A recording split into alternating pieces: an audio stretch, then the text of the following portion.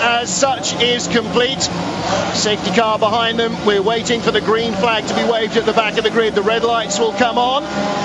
5-second board being shown to the drivers. Red lights are on, and somewhere between 4 and 7 seconds. Away we go. Flipping on the left is the pole man. A jump quickly from Nicola Di Marco. Julian Palmer squeezed up against the wall. N has got Stoneman dropping back because it's Jokinen in second place. Stoneman down the inside trying to retake third, which he does safely from Kazim Vasiliauskas. So safely through turn 1 and 2. And I think we had a stalled car on the grid actually. Looks like we may have done. It is Philippe Eng who leads though, and the battle behind him, that's exactly what he wanted. 3 cars squabbling for second position.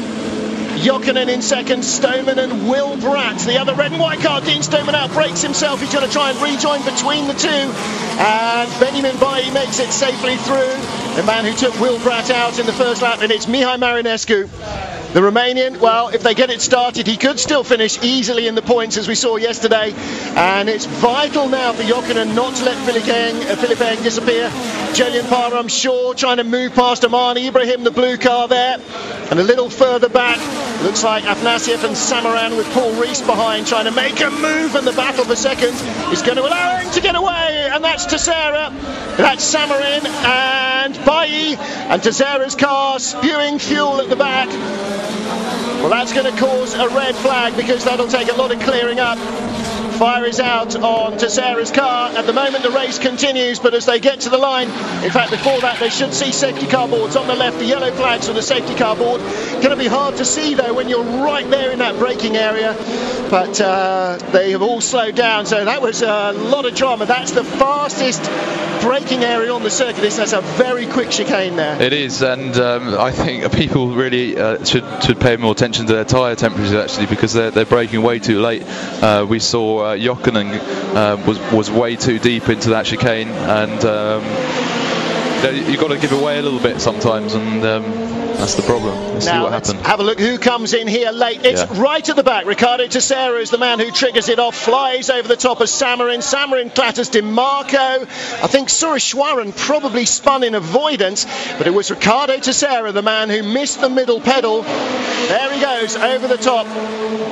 Or is that the other? Yeah, it is Samarin, isn't it? He uses as a launch pad. And I tell you what, luckily everybody came down wheels first. And not on top of each other as well. So we should see everybody safely out of the car. Certainly we saw Bailly out shrugging his shoulders in a similar manner to the way that Will Bratt did after Bailly ran into the back of him in the second corner yesterday. That's high drama there. Yeah, and Ben Bailey wouldn't have seen anything of that until beg your pardon, Teixeira just appeared from nowhere, so another DNF for Ben. Yeah, and he was already out of the chicane, and Teixeira landed alongside like a plane crash, almost literally. Well, there's Sureshwaran being pushed away.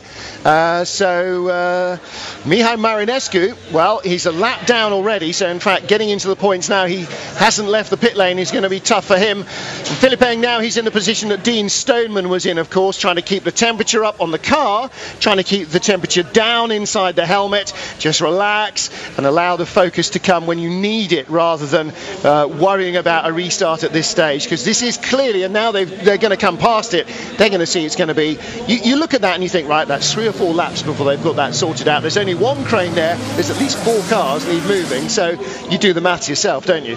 Yeah, as a driver in a safety car situation like this, you want to try and think as clearly as you can. Obviously they're guiding them away from the debris as much as they can there, but that's one of the key areas. A lot of carbon fibre would have been sprayed across the track there, so you've got to avoid punctures, got to keep cool, and plan your tyre temperature build up throughout the safety car. And Jack Clark again. If he didn't have bad luck, he would have no luck at all. Jack Clark having a tough time here. So Philippe Eng leaves them behind the safety car, and we have lost Bailly, Di Marco, Samarin, Teixeira, Sureshwaran, Clark, and one more as well. Well, there we saw Marinescu, of course we lost him. He didn't even leave the grid. Everybody safely through the first few corners, despite Dean Stoneman not making a great start. Managed to keep himself in the top 2 or 3. And this was the danger area yesterday in the first race. And again, they all managed to make it through safely. All did a very good job there, actually, to start with. Yeah, didn't they? Big dip there as they transition across the dual carriageway and then onto the long back straight. And it's a long, fast section here as well. We saw Bailly bouncing off the curbs on the exit of the previous chicane. And while we were watching Eng battling for the lead with Jokinen, it was all about to turn really nasty. You see in the background, just coming at the bottom of your screen, at the top of the screen rather, that was so lucky. Entire 360. That's incredibly fortunate.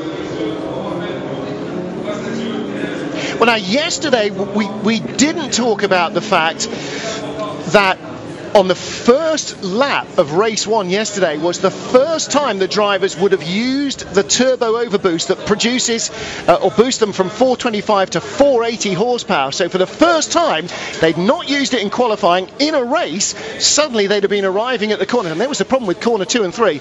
They were arriving about 25-30 kilometers an hour faster than they knew what to do with, and trying to brake at the same point in a crowd of cars.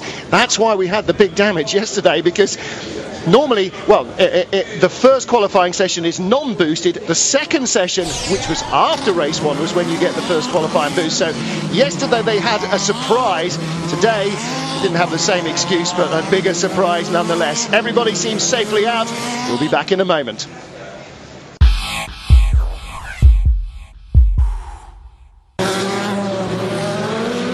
Welcome back live to the streets of Marrakech. Safety car is out.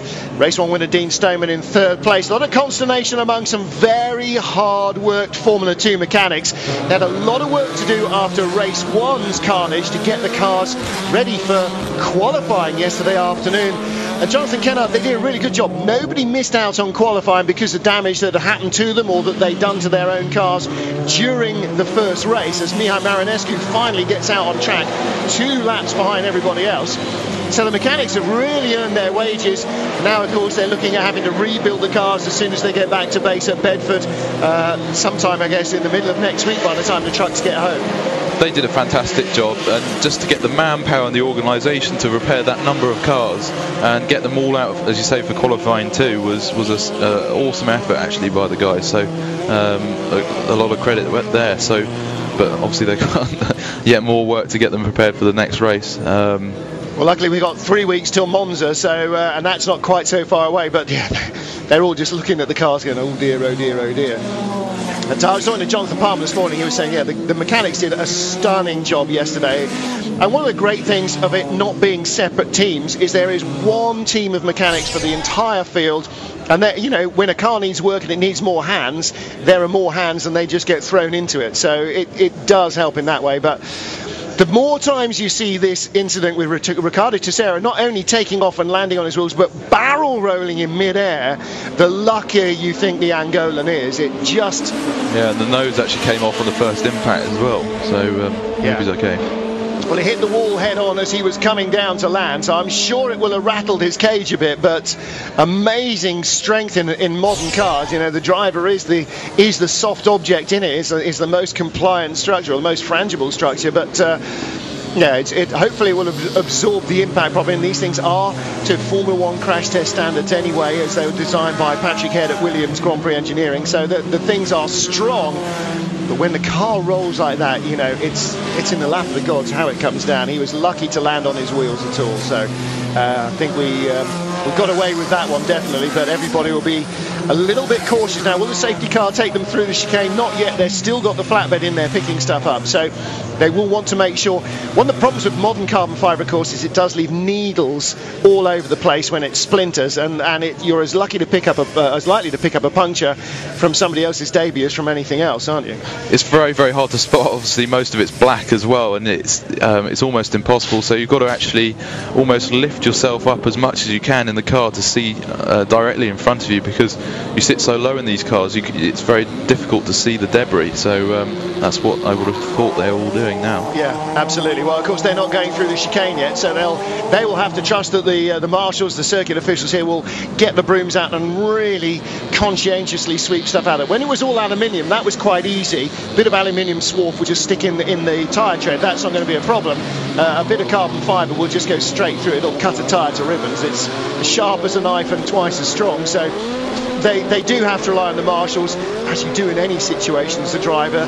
When things go wrong, that's when suddenly you remember that the guys in the orange overalls are the only reason that the track is safe to race on in the first place. So they'll be working hard. Still got 2 cars to move. The safety car will remain out for quite a while. And the marshals are from Le Mans, actually.